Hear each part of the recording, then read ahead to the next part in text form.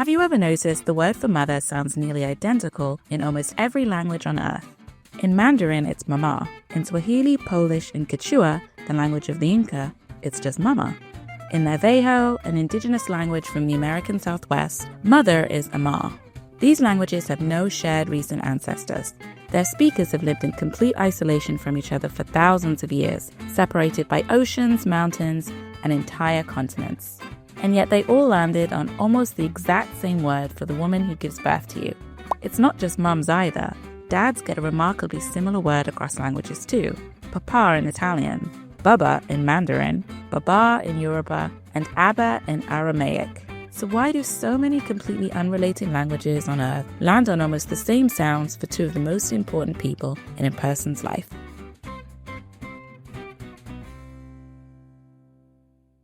Here's how unusual this actually is.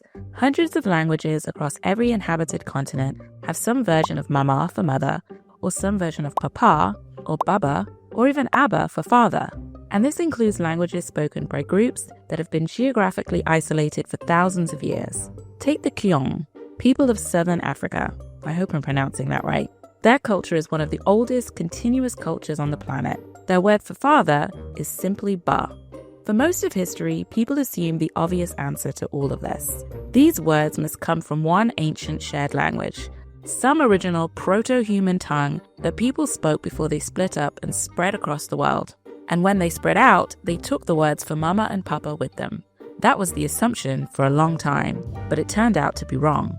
In 1959, an American anthropologist named George Peter Murdock noticed something interesting. He'd spent years cataloging data from more than 500 world cultures, and across all of them, one pattern kept showing up: the word mama and papa in languages that had no historical connection to each other at all.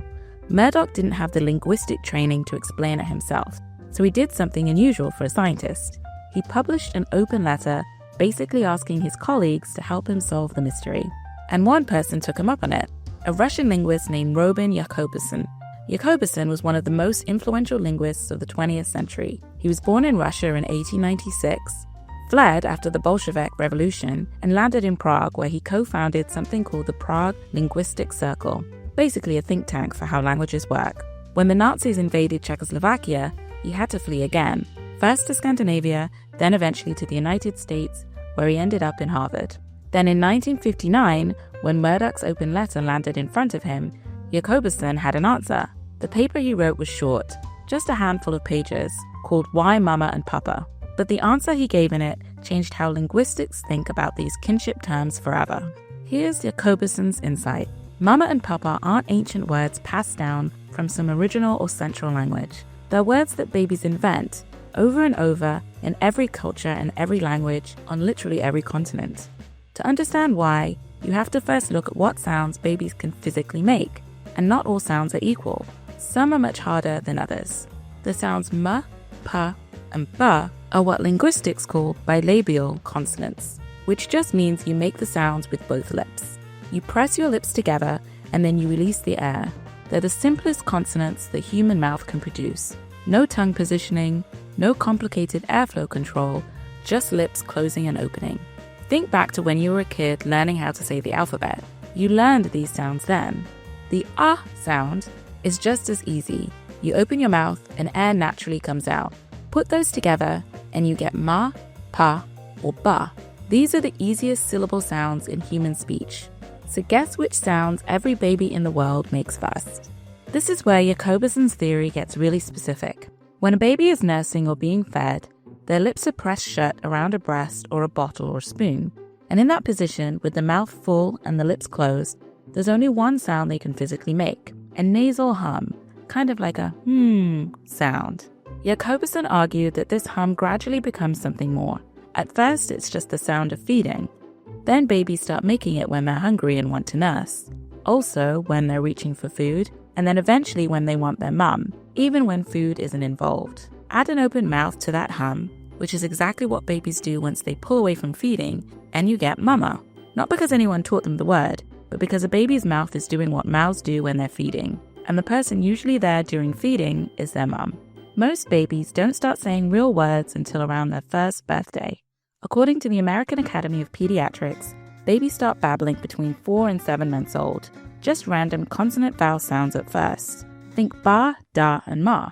By 6 to 10 months, they move into the stage called reduplicated babbling.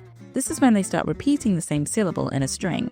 Think mama, mama, or dada, dada. It's important to understand that these aren't words yet, and the baby isn't trying to communicate anything. They're just practicing how their mouth works, babbling at the wall, their toes, into an empty room. But here's what parents do when they hear the babbling. They light up, they scoop up the baby, they run to tell everyone, she said mama, she said my name. And the baby figures out something fast. If I make this sound, then this person comes to me. So what's really happening isn't that the parents are teaching babies the word mama, it's that babies babble and parents claim the sound for themselves. Here's the super interesting part. Under Jakobson's theory, babies everywhere were producing the same basic sounds, ma, ba, and da. But the meaning of those sounds isn't baked in. The meaning is whatever the parents in that culture decide. One culture hears mama and thinks that's my baby calling me mum. Another culture hears the exact same babble and decides it's their baby calling them dad. The sound is the same, only the interpretation differs, which means there's nothing stopping a language from going in the opposite direction, and at least one did. In Georgian, an ancient language spoken in the country of Georgia, mama means father. Mother in Georgian is actually dada. This isn't a recent mix-up or translation error. Georgian has been saying it this way for centuries. Or take the Pitjantjatjara, an Aboriginal language from Central Australia.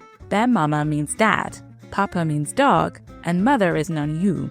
If mama were really inherited from one ancient world, these anomalies wouldn't happen.